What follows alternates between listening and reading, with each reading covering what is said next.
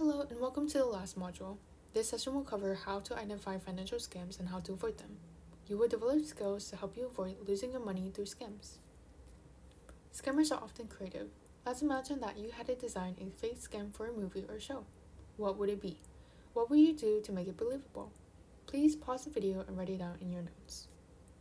Let's start off with rent financing. It is paying rent towards the goal of owning the property. Be cautious of additional fees, high interest rates, and hidden charges that can make the purchase more expensive. In some rental agreements, not all of your monthly payments go towards owning the item, so it's important to read the fine print and understand the terms before signing. Rent-to-own scams are common, so be careful. Watch out for people who ask for upfront fees or deposits before you see the property. Also, be aware if someone is selling the property they don't actually own or if the property looks very different from the picture shown. Always verify before making any payments. Timeshares often involve high-pressure sale tactics, especially during vacations. They may offer quote-unquote free trips after a long sale page to entice you. Be aware of the expensive maintenance fees and limited flexibility when choosing your travel destination. Payday loans come with extremely high interest rates, sometimes over 400% APR, plus extra convenience fee. They usually have very short repayment periods, often just a week, which can trap borrowers in a difficult cycle of debt that's hard to escape.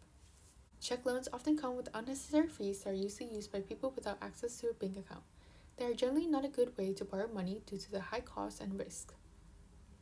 Pawn shops use your personal item as a loan, but the loan amount is usually less than what your item is worth and comes with a high interest rate.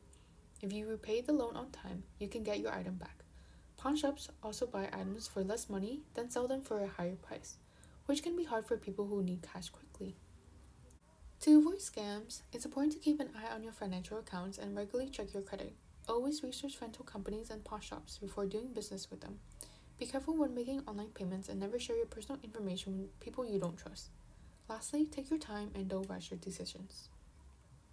If you find yourself caught in a scam, start by contacting your bank and reviewing the terms of any contracts that you may have signed.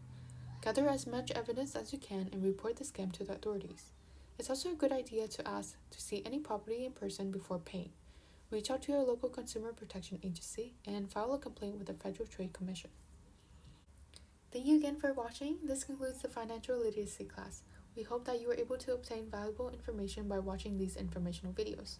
There are resources available at our website at GNEA.org. Thank you again.